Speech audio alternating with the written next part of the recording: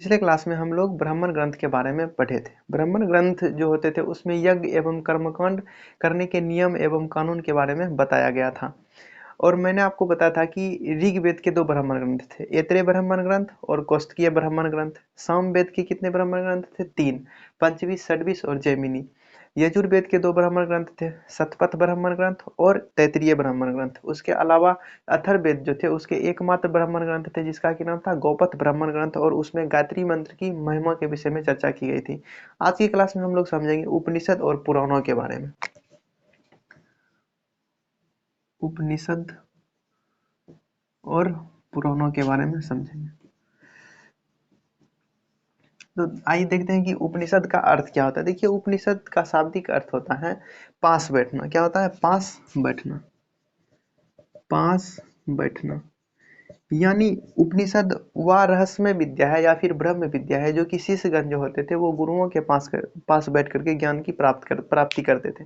यानी कहने का मतलब यह है कि उपनिषद का अर्थ होता है कि गुरुओं के समीप बैठ करके रहस्यमय ज्ञान को प्राप्त करना। अब देखिए, उपनिषद जो है इसकी संख्या 108 है। कितना? 108। लेकिन 13 उपनिषद को ही मान्यता प्राप्त है। कितने उपनिषद को? 13 उपनिषद ऐसे हैं जिसको की मान्यता प्राप्त है। तो 13 उपनिषद हमें जानना नहीं है, लेकिन कुछ ऐसे उपनिषद हैं जो कि हमें जानना बेहद जरूरी है। जैसे कि बृहद नारायण उपनिषद, बृहद नारायण उपनिषद। उसके बाद कठोपनिषद, कठोपनिषद। उसके बाद मुंडकोपनिषद, मुंडकोपनिषद। जवालोपनिषद, जवालोपनिषद। एक और आता है जिसका कि नाम है जवालोपनिषद के बाद अलोपनिषद, अलोपनिषद। अब देखिए, बृहद नारायण उपनिषद जो है यह सबसे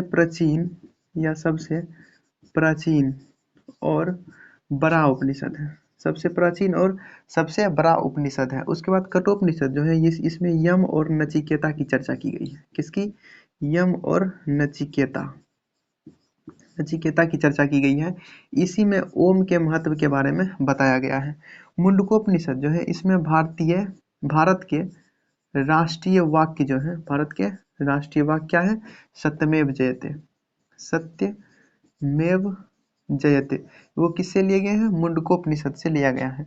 जवालोपनिषद जो है, जवालोपनिषद इसमें ब्रह्मा विष्णु एवं महेश यानी कि शंकर भगवान यानी त्रिमूर्ति की चर्चा की गई है।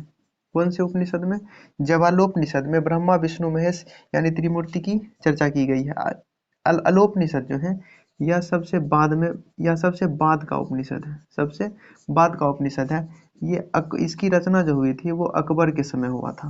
किसके समय हुआ था? अकबर के समय जवालोपनिषद की रचना की गई थी। बृहद नारायण उपनिषद जो है यह सबसे प्राचीन और सबसे बड़ा उपनिषद है। भारत के जो राष्ट्रीय वाक्य है सत्यमेव जयते वो किससे लिए गए? मुंडकोपनिषद से लिया गया है। उसके बाद नचिकेता और यम की चर्चा कौन से उपनिषद में किया गया है? कठोपनिषद में किया गया है। अब हम देखते हैं पुराणों को। देखिए, पुराण जो है इसे पांचवा वेद या फिर वेदों का वेद कहा जाता है। वेदों का वेद कहा जाता है। किसको? पुराणों को। देखिए, पुराण जो है इसकी रचना लोमहर्ष ऋषि और इसके पुत्र उग्रसर्वा के द्वारा पुराणों की रचना की गई है। अब देखिए, पुराण जो है पुराणों की संख्या 18 है। कितने पुराण है? पुराणों की संख्या कितना है? 18। और उपनिषद की संख्या 108, लेकिन उसमें से मान्यता कितने उपनिषद को प्राप्त है? 13 उपनिषद को। अब देखिए, पुराण जो है पुराणों की संख्या 18 है, लेकिन 5 ऐसे पुराण है जिससे कि हमें प्राचीन राजाओं के राजवंश के बारे में जानकारी मिलती है। जैसे कि मत्स्य पुराण। इसके बाद दूसरा आता है वायु पुराण, विष्णु पुराण, ब्राह्मण पुराण। उसके बाद 5वां भागवत पुराण। देखिए, मत्स्य पुराण जो है यह वेदों में सबसे प्राचीन पुराण है। वेदों नहीं, पुराणों में सबसे प्राचीन पुराण कौन सा है? मत्स्य पुराण। इससे विष्णु भगवान के 10 अवतारों के विषयों में जानकारी मिलती है और इससे सातवाहन वंश के भी बारे में जानकारी मिलती है। वायु पुराण जो है, वायु पुराण से गुप्त वंश के बारे में जानकारी मिलती है। कौन से वंश के बारे में? गुप्त वंश के बारे में वायु पुराण से जानकारी मिलती है। इसी वायु पुराण में कहा गया है कि समुद्रगुप्त का जो घोड़ा था वो 3 समुद्रों का पानी पीता था। कहने का मतलब ये था कि देखिए यहाँ समझ लीजिए थोड़ा सा, ये रहा हमारा भारत, छोटा सा बस समझना है। इधर है अरब सागर और नीचे हिंद महासागर और इधर बंगाल की खाड़ी। देखिए समुद्रगुप्त जो थे, समुद्रगुप्त उत्तर भारत के 9 राज्यों को जीत करके अपने साम्राज्य में मिला लिया था। उत्तर भारत के कितने राज्य? 9 राज्यों को जीत करके समुद्रगुप्त ने अपने साम्राज्य में मिला लिया था। और दक्षिण भारत के 12 राज्यों को जीत तो लिया था, लेकिन इसे अपने साम्राज्य में नहीं मिलाए थे, बल्कि इससे बस टैक्स वसूलते थे। कहने का मतलब यही है कि मतलब इस पूरे एरिया पर समुद्रगुप्त का कोई टैक्स नहीं लगता था।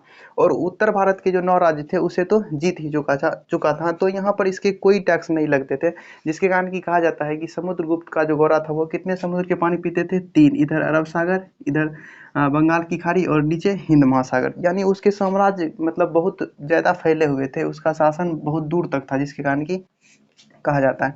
अब देखिए विष्णु पुराण जो है, इससे मौर्य वंश के बारे में जानकारी मिलती है। कौन से वंश? मौर्य वंश के बारे में जानकारी मिलती है। तो ये कुछ उपनिषद और पुराण से रिलेटेड बातें थी जो कि मैंने आपको बताया। मिलते हैं हम लोग अब पिछले वीडियो।